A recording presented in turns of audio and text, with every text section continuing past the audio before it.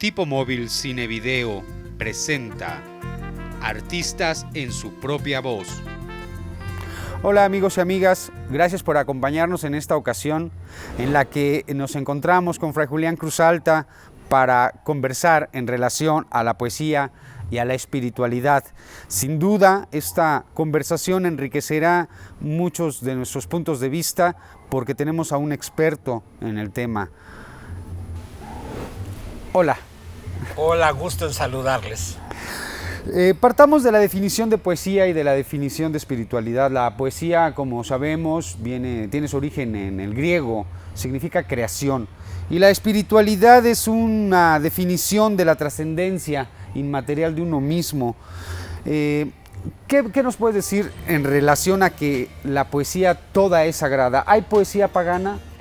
En este aspecto, la poesía es la interconexión del ser interior de las cosas. El alma del artista mira lo invisible que resplandece en las formas de las cosas. La poesía es más allá de hacer versos, es más complejo y más profundo. Es el conocimiento que nace en el interior del artista. Es el resplandor metafísico de las cosas en la medida en que este proceso lo va realizando en obras. Entonces hay muchos lenguajes poéticos. Algunos poetas harán versos, otros harán cine, otras harán obra plástica. La poesía tiene muchos lenguajes, es el acto interior donde el artista, por eso para mí poeta es sinónimo de artista. No hay artista si no hay poeta, si no es poeta, porque la poesía es la interconexión interna del alma del artista con el alma no solo de los seres vivos, de todas las cosas.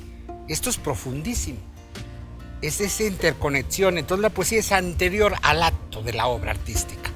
Todo buen artista es un gran poeta, si no, no es artista en este sentido. Y algunos poetas hacen versos, su lenguaje es el de la palabra. Otros es lo visual, su lenguaje. Esos ya son los lenguajes poéticos. Y otra cosa es la técnica. Las técnicas van cambiando, pasamos de la pluma en el caso de los escritores y poetas de versos a la computadora. Eso es la técnica. Pero el arte se da con la experiencia. Ese es insustituible. Por eso hay una conexión entre los poetas de hace milenios con los poetas contemporáneos. No es la pluma ni la computadora, es lo que pasa en su interior. Es esa capacidad de conectar sentidos. La experiencia es la parte medular de la poesía. La experiencia. Y por otro lado, la espiritualidad es ser sensible ante la vida. La espiritualidad no tiene que ver con asuntos religiosos propiamente, sino con la vida, ser sensible. Por eso todo gran artista, todo gran poeta es un ser espiritual, responde a la vida. Observa la vida, la de él, la de las otras y los otros y la del cosmos. Es una cosa cósmica. Y por eso toda poesía es espiritual, buena poesía en este aspecto. Es decir, en la medida en que el artista es sensible ante la vida, es un ser espiritual. Esa es la verdadera espiritualidad. Hay espiritualidades religiosas y hay espiritualidades no religiosas, de gente que incluso se dice atea, pero es ultrasensible a la vida y responde. Cuando hay una comunión con uno mismo, esa conexión nos permite una autenticidad que si se repite en otra persona, se entiende, ¿no? Es decir, por ejemplo, para comprender otras culturas, hay que conocer la propia, y no es afuera donde se identifican los puntos en común, sino hacia adentro, y por debajo se conectan las culturas, ¿no? Aunque estas pertenezcan a la otra mitad del mundo. La poesía y la espiritualidad te permiten salvaguardar dos cosas, unidad y diversidad. Unidad no es uniformidad. A veces la gente quiere uniformar. No, unidad es tener un solo corazón, no solo con los seres humanos, con toda la creación cósmica, con las plantas, con el agua, con el aire. Y la diversidad. Yo soy persona humana, el viento no es persona humana, es otro ser. La diversidad es una maravilla que el mundo, qué maravilla que el cosmos es diverso, pero qué maravilla que tiene toda una unidad. Y solo se logra conocer la unidad en la poesía. Por eso insisto, la no poesía lo que busca es uniformar y destruye la diversidad. Hay que salvaguardar los dos polos, la diversidad y la unidad.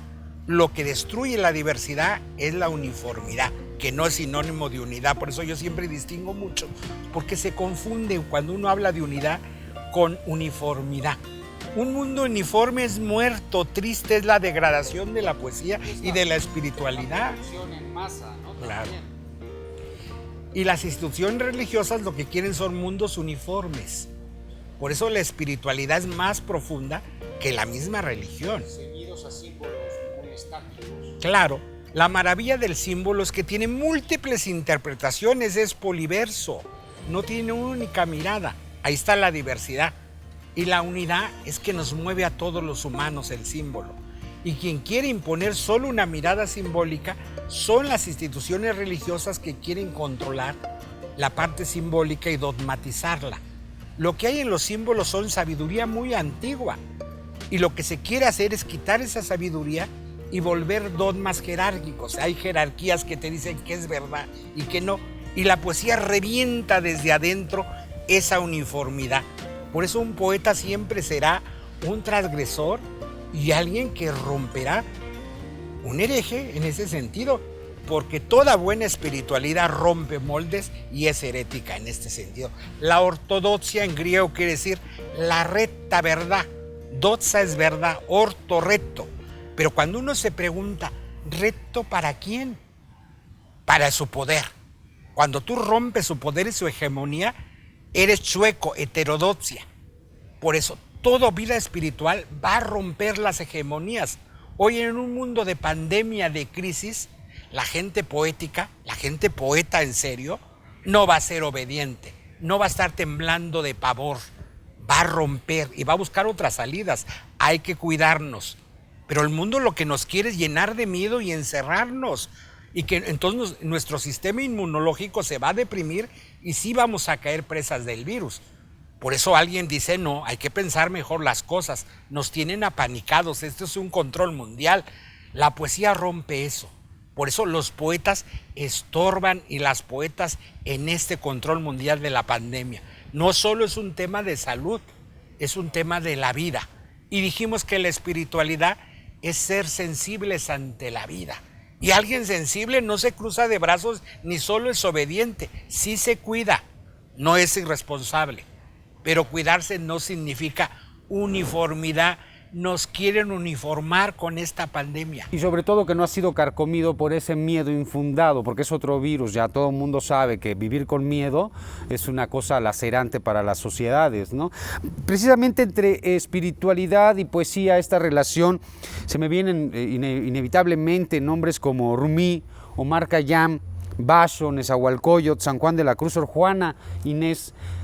Solo para mencionar algunos de los nombres de distintas tradiciones que vienen a mi mente cuando pienso en poesía y en espiritualidad, ¿no? Es muy conocido de quienes se interesan en la literatura estos nombres por su gran alcance, su magnificencia y sobre todo por ese espíritu precisamente creador, ¿no? Pero una pregunta, ¿ellos se consideraban a sí mismos poetas? ¿Sor Juana se consideraba una poeta? Hacedores del lenguaje, estos que nombras, eran poetas que hacían versos de diferentes tradiciones culturales y religiosas, pero a gente muy espiritual, sí tenían conciencia. Cuando un artista tiene conciencia de la interconexión con las cosas, sí hay conciencia en este aspecto.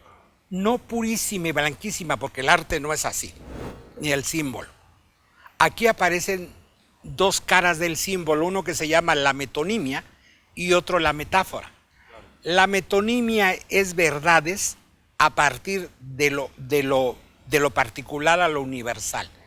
Con la metonimia trabaja las ciencias, el método científico explica. La metáfora no.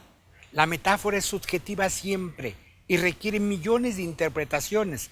Entonces, el lenguaje poético no va a trabajar casi con metonimias. Habla casos excepcionales como Sor Juana, que trabajará con metonimia y con metáfora, porque aparte de científica, aparte de poeta, es una gran humanista y además es una gran gastrónoma. Decía Sor Juana que si Aristóteles hubiera sabido cocinar, hubiera aprendido más del conocimiento, hubiera dado más a Aristóteles, si se hubiera metido a la cocina. Entonces, en este aspecto sí, hay una conciencia metafórica, no limpia. Es decir, un poeta sabe que él es la conexión con el cosmos. No, eso es ciencia. Lo intuye. La metáfora es claroscuro, es como claridad pero oscurísima. Todos los poetas lo saben internamente, pero si tú le pides a un poeta que te lo explique, si no es experto... Como quiso San Juan de la Cruz, un saber no sabiendo, sí, ¿no? Esa es la poesía maravillosa. Entonces, todos estos poetas que mencionas de diferentes tradiciones intuían más que saber, es la palabra más precisa. Son intuiciones, no sabían que eran poetas. Intuían que por su voz hablaba otra voz. Un gran artista poeta es como un canal por el que pasa el agua. No es el agua. Claro. El agua es la fuente y sabe que nomás es un canal y que tiene que servir a eso, no al mundo, no al gobierno en turno, no al presidente, al rey. Por eso siempre han sido perseguidos, porque ellos saben que su verdad está conectada con los universos, no con el poder en turno, ni con el jerarca religioso en turno. Claro. De hecho, precisamente Rumi aporta una visión distinta del mundo islámico con los derviches, ¿no? Giratorios. Ellos buscan precisamente desprenderse de toda la noción y ser como estrellas girando en el universo. Y este gran poeta persa del siglo XI tiene una capacidad cósmica. Cuando el imperio persa abarcaba hasta Afganistán, sí, ¿no? Sí. La salida que rompe esa hegemonía, cuando Europa ya no tiene salida, los únicos que se están esparciendo es el Islam.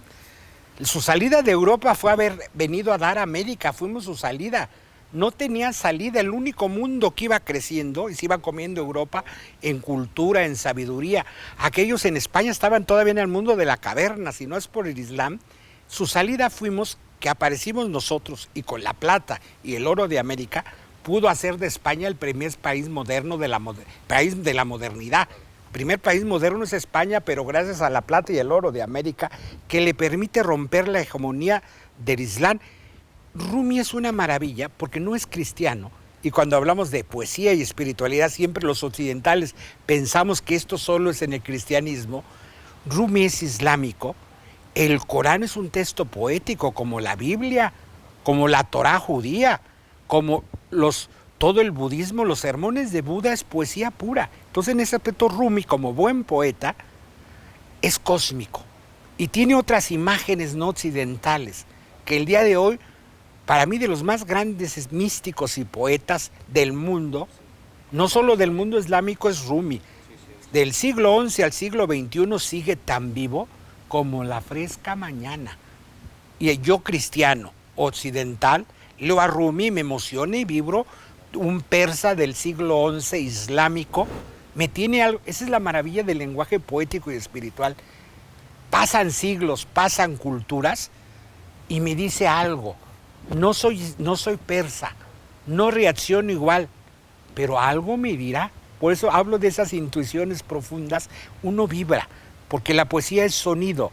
No importa que no conozca su lengua de Rumi, no importa que lea traducciones de Rumi, si es una buena traducción, vibraré con ese sonido. Por eso la poesía solo la pueden traducir poetas, con la pena. Pero alguien que no vibra con la poesía, aunque conozca las dos lenguas, está impedido para traducir. Para evitar esa traición que es la traducción, se tiene que co-crear un nuevo poema y eso necesitas tener como esa potencia también, ¿no? Poética. Paz, que no sabía japonés, traducía a los grandes poetas japoneses, porque era poeta. Tenía un amigo poeta japonés que le traducía al castellano, a Basho, a los grandes. Y ya desde el castellano él buscaba cómo traducir ese poema, no al pie de la letra. La poesía no se traduce al pie. Por eso Paz puede hacer ese ejercicio de traducir a la poesía japonesa sin conocer japonés, porque es poeta. Ya la lengua lo trabajan con un japonés, trabajó en sus traducciones con un poeta japonés. La semántica, pero él era poeta, entonces el trabajo serio de la traducción, y yo creo que al castellano lo mejor de la poesía japonesa espiritual la tradujo Paz. ¿Y Nezahualcóyotl lo consideras un poeta espiritual? Decíamos que la espiritualidad es sensible ante la vida. Nezahualcóyotl es un ser muy sensible ante la vida. Su propia vida, esto es subjetivo. La vida para mí no es idéntica a la vida para ti. Esta es la diversidad y la unidad. Entonces, su mundo es un ser maravilloso que hasta el día de hoy uno vibra. Yo hace muchos años estudié náhuatl porque quería leer a Netzahualcóyotl en su propia lengua. Esa era mi motivación de conocer su lengua. Porque una lengua no son formas. Lenguaje es fondo, es una concepción cósmica de la vida. Entonces, quien habla en la lengua náhuatl no solo utiliza palabras diferentes, es cómo construyes tu mente y tu mirada. Entonces, los mexicanos mestizos, nuestra mirada es occidental. La mirada del mundo mesoamericano es fuertísima. Y es raro que los mexicanos mestizos comprendamos a Netzahualcóyotl, porque nuestro andamiaje nos lo hace lejano. Somos hasta aunque nuestra piel sea morena y nuestro fenotipo sea olmeca como el mío, mi cerebro está más cerca de Grecia que de Netzahualcóyotl. Por eso la mayoría no comprendemos a Netzahualcóyotl. Pero cuando uno rompes esta barrera, ese es el esfuerzo cultural. Es decir, son mis orígenes. Netzahualcóyotl sigue hablando y sigue siendo un príncipe de la poesía que trabajó cosas metafísicas. El padre Ángel María Garibay, que empezó a trabajar la filosofía náhuatl, que fue maestro de Miguel León Portilla, comprendió profundamente esto. Aquí hay una metafísica en Mesoamérica, hay una espiritualidad y hay una gran poesía. Netzahualcóyotl es solo la puntita, el ejemplo más conocido. De hecho, tiene una antología de poetas en eso. De una metafísica mesoamericana. Netzahualcóyotl es una maravilla. Por eso hablar de estos temas no es hablar de Europa o de Persia, es hablar de Mesoamérica y del mundo maya también. La verdad no conozco poetas del mundo maya, pero pues es por mi propia incultura. Tú eres miembro de la Fraternidad Interespiritual. ¿Cómo se relaciona la poesía con la historia de las religiones más allá del mito? Porque de hecho precisamente Occidente tiene en algún momento, Sócrates, Platón, Aristóteles, una desconfianza contra el poeta y la poesía, porque es creadora de mitos. Claro, es que el mito no es sinónimo de mentira. El mito, hay que subrayar como importante. El mito es la conexión de sentidos. El mito es poesía. Un relato en literatura grande se llama novela. Un relato corto se llama cuento. El problema es que en el lenguaje contemporáneo, cuando digo el mito es cuento, es mentira, me estás cuenteando, decimos en México. Claro. No, es cuento en el sentido que es un relato corto. Tiene entrada, te lo describe, concluye en 3 paginitas, cuando máximo en 2. Entonces, todos los textos antiguos son míticos, porque son narraciones muy cortas. El mayor mito es el libro del Génesis, la manera más bella que yo conozco de narrar algo complicado, la creación de los universos. Te lo narra en una semana, es lenguaje mítico. No es real, no es histórico, no es científico. Entonces, es decir, el mito, vamos viendo cómo es lo más perfecto que ha dado el cerebro humano. Es un constructo cultural complicadísimo. Es más fácil construir un alato que construir un mito. Es una cosmovisión, una visión del mundo, ¿no?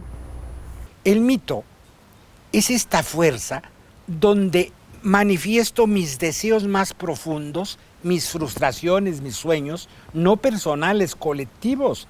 Por eso el mito dura miles de años, porque aunque sea traducido de otro milenio, de otra cultura, le va a dar sentido de vida a una generación. Por eso los mitos del Popol Vuh maya son maravillosos. Los mitos de la Torá judía, del Génesis, es un mito no cristiano, sino judío. Yo no conozco una forma poética más bella de contar la creación, algo complicado. Y como es mito, es en una semana. Pero nadie te dice que estamos el lunes o el martes de la creación. Eso no pasó hace millones de años. La maravilla del mito es que te lo actualiza, pasa hoy. Y pegado al mito está el rito. Atrás de un rito siempre va a haber un mito que le da origen. El rito es la actualización de un mito. Por eso en el mundo mesoamericano la danza, que es lo ritual, actualiza mitos. ¿Cuándo se danza? ¿Para qué se danza? ¿Para qué es propicio? Tiene un mito que le da origen a esa danza. Es decir, todo este mundo, los penachos y todo esto de Mesoamérica muy cercano a nosotros, en el Tíbet, que también son religiones chamánicas, el budismo es diferente al budismo zen de Japón, al budismo tibetano, porque el budismo tibetano es una fusión del budismo con las religiones chamánicas del Tíbet, y es de danzas. Por eso para nosotros los mexicanos, cuando hablamos de budismo, el más cercano que nos mueve es el tibetano, porque nuestras culturas son chamánicas y el Tíbet también. Japón es muy distante para nosotros. El vaciarte, el vacío del zen, al pueblo barroco mexicano le da pavor. Por eso decir, cuando a mí alguien me dice, oiga, quiero penetrarme al budismo, le propongo acércate a los budistas tibetanos, que culturalmente es lo más cercano a ti. No estoy diciendo que sea imposible para un mexicano ser budista zen, no, le va a costar más trabajo porque culturalmente es lo más lejano a nosotros. Pero también hay una cercanía porque México no es propiamente un país latino, su herencia mesoamericana, igual que nos pasa con Perú y con Bolivia, toda esta riqueza indígena, toda esta riqueza nacional de las diferentes naciones que existían, le dan una perspectiva distinta, por ejemplo, a un pueblo como el argentino, ¿no? En el que evidentemente ellos pueden estar más relacionados con Occidente y Europa, pero nosotros sí tenemos Mesoamérica y de alguna forma eso creo que nos hace que nos atraigan otras culturas, porque por ejemplo en estos momentos la maestra Elsa Cross acaba de preparar una antología que se llama La presencia del lejano oriente en la poesía mexicana, que quiere decir que a muchos poetas los ha motivado, les ha interesado este tema. Incluso recuerdo un libro, Las sombras largas de Tablada, en el que hablaba que a los mexicanos les gustó mucho la forma del haiku, solo que era muy difícil hacer un haiku con la palabra Popocatépetl, ¿no? Porque tienes el monte Fuji, pero pues es un vocablo más corto, pero hacer un haiku con la palabra Popocatépetl es un poco más complejo. Sin embargo, el sentimiento, la capacidad de percibir esas formas, creo que los mexicanos sí tienen esa potencia, no sé. Mesoamérica y el mundo andino tienen una riqueza espiritual maravillosa al nivel bíblico del pueblo judío o de Grecia, esos niveles, y de poesía, por supuesto. Que las desconozcamos es diferente. Y que hayan sido colonizadas y evidentemente ocultadas, a pesar de tantos siglos de colonia, que esté vivo eso. Precisamente Elsa Cross, a quien le mando un saludo, fue mi maestra, es mi amiga. Cuando yo tenía 19, 20 años en la Facultad de Filosofía de la Universidad Nacional, la tuve de profesora Elsa porque es muy buena, es doctora en filosofía y excelente poeta y alguien con una vida espiritual muy rico. Tiene un poemario entre muchos que se llama Nepancla, que es una maravilla. Les quiero compartir porque esto es Mesoamérica, esto es espiritualidad y esto es un ejemplo de lo que estamos hablando este día. No aquí. No todavía ya, fibras alargándose aún como raíces hacia el agua de vida, la intolerable belleza, pálida sensación que se diluye en la pura quietud, la intolerable belleza de la muerte, la tarde naufragia sobre el río y en ese espacio intermedio, ese Nepancla, se avistan las dos orillas sin llegar a ninguna, del poemario Nepancla de Elsa Cross. Y este poemario se llama así porque Nepancla es todavía el no, el intermedio, estar en medio. Y recordemos que Sor Juana nace en San Miguel Nepancla, en ese todavía no. Este es el lenguaje mestizo, lo intermedio. Por eso el lenguaje, Sor Juana es barroca, ya no solo es Mesoamérica, ni solo es Europa, es México. Cuando uno piensa en Nación México, porque Sor Juana hablaba la lengua mesoamericana, tuvo desde niña nana indígena, le cantaban cantos de cuna en náhuatl, y Sor Juana le regalaron un penacho de plumas de quetzal, y cuando leía el Nican Mopogua, que son las apariciones de la Virgen de Guadalupe en náhuatl, don Carlos de Sigüenza-Góngora, el gran filósofo mexicano novohispano, era su amigo, y él tenía el manuscrito del Nican Mopogua, se lo prestaba a Sor Juana. Entonces, cuando Sor Juana leía en náhuatl del Nican Mopogua, se ponía el penacho de plumas de quetzal que la virreina le regaló. Y León Portilla ha buscado por cielo, mar y tierra el manuscrito original. Las traducciones que se usan en las liturgias católicas no vienen de ese manuscrito, son muy occidentales. Antes de morir, años antes, León Portilla lo localizó El manuscrito está en la Biblioteca Pública de Nueva York. Yo ya les dije a los compañeros mexicanos que están en Nueva York que le van a bailar a la Virgen de Guadalupe en la Catedral de San Patricio. No, váyanse a la Biblioteca Pública. Un día tendrá que regresar a México. La imagen está en la Ciudad de México, pero es tan importante el manuscrito como la imagen. Váyanle a bailar allá porque hay en la biblioteca. Yo siempre que voy a Nueva York, y la vida me ha dado muchas oportunidades, compro flores y en el hall de la biblioteca hay una mesa y las dejo, porque ahí está algo que es México. Ese es nuestro. Y allá lo realizó León Portilla. Tuvo la fortuna el Fondo de Cultura Económica de publicarlo bilingüe, náhuatl castellano, en la traducción de León Portilla.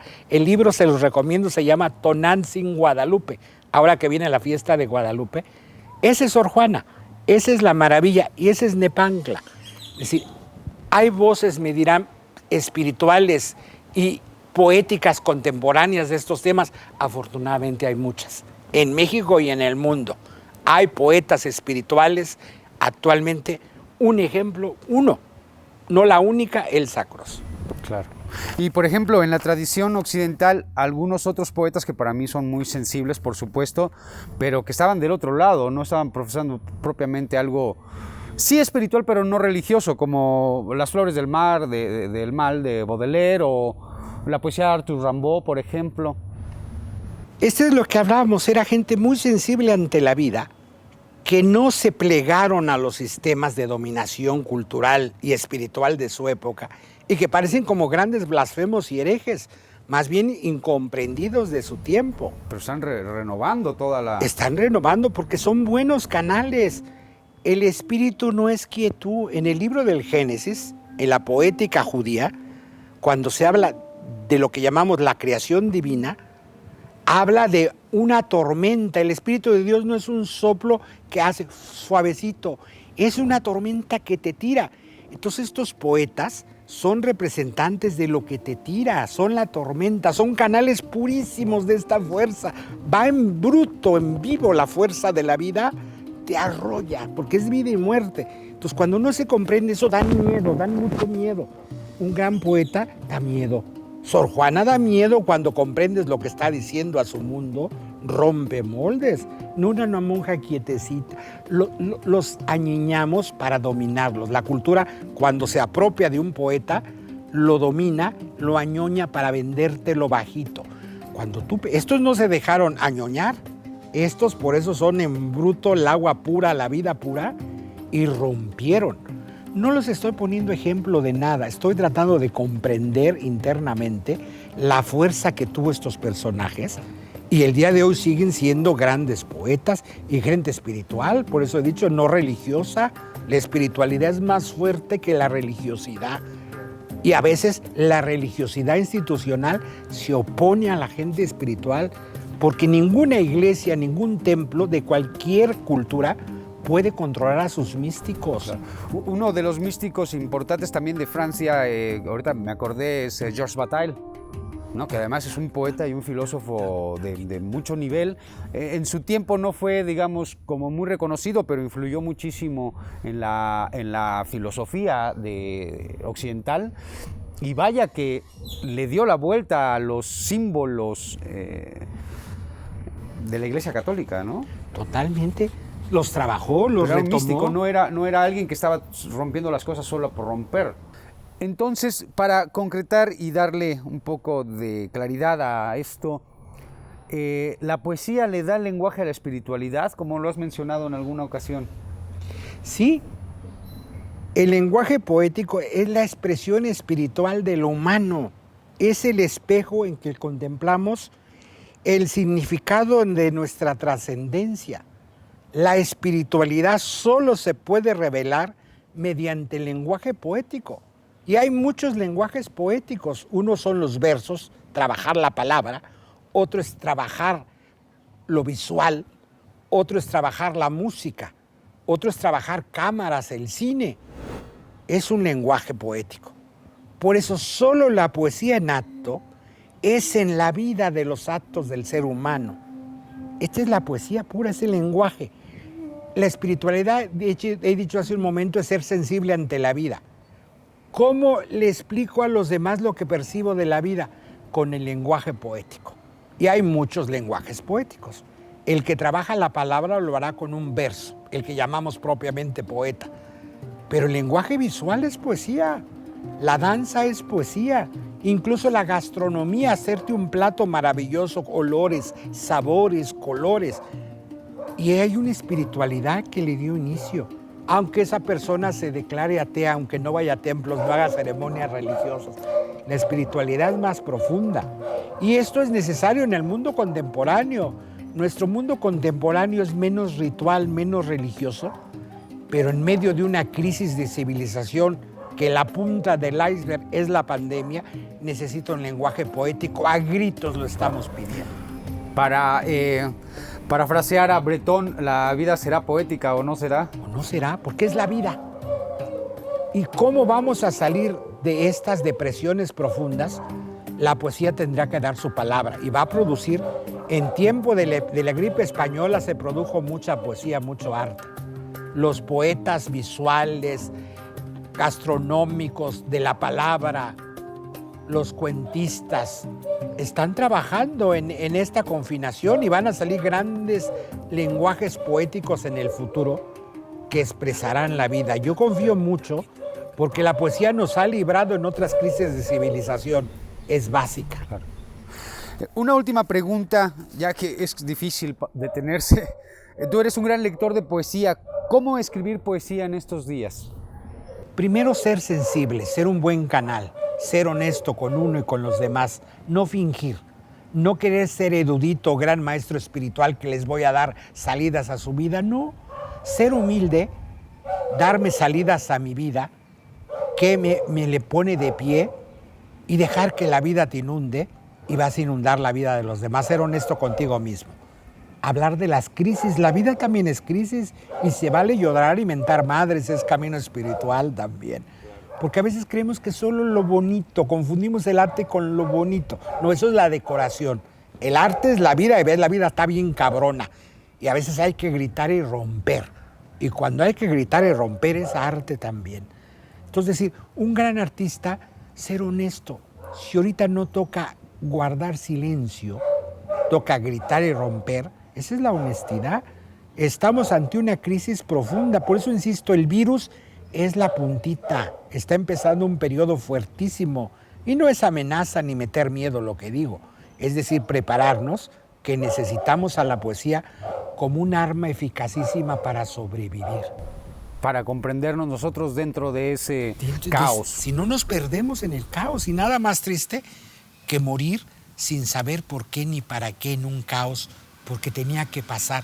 O no morir, vivir encerrado temblando de miedo porque todos los demás me van a contagiar, no tener contacto con ningún ser humano. Eso no es vida humana. Hoy es una tristeza cada uno recluido en su espacio teniéndonos miedo. No nos podemos ni mirar, ni tocar, ni compartir, ni reírnos. Es decir, un artista busca salidas, me pongo caretas, guantes, un plástico, pero te abrazo, invento 10,000 cosas, ahí es donde viene la creación. Es decir, tenemos que inventar cómo estamos juntos sin contagiarnos, porque si no nos vamos a tener miedo. El otro es posibilidad de que me muera, no el otro es posibilidad de que viva. Eso es lo que hace un artista, cómo los otros y las otras se vuelven posibilidad de vivir, no de morir, porque ahorita el mensaje es, el otro es muerte. No lo toques, no lo mires, enciérrate. Eso es la muerte para mí, encerrarnos. ¿Cómo protegernos sin aislarnos? Eso solo el arte y la poesía tienen la respuesta. Y miren, les quiero compartir un poeta del que hablé, de Rumi, siglo XI, persa. Me dirán, oiga, es muy viejito, ¿qué nos tiene que decir en medio de una pandemia? Vivió. Mi corazón está ardiendo. Vago por el desierto en mi locura y las llamas de mi pasión devoran el viento y el cielo. Gritos de deseo y lamentos me atormentan el alma. Tú esperas pacientemente, contemplando mis ojos extasiados. Aceptas mi pasión con la serenidad del amor. Eres el Señor de la existencia. Algún día seré un amante como tú. Esta es la vida, amar a la vida y tragártela. La invitación en estos temas es decir, haga algo con su vida, no se quede de brazos cruzados, no basta el tapabocas, no basta que se encierre. El arte no solo es importante en la Secretaría de Salud, es importante en las Secretarías de Cultura que se tienen que poner las pilas. Ahí está la vida humana.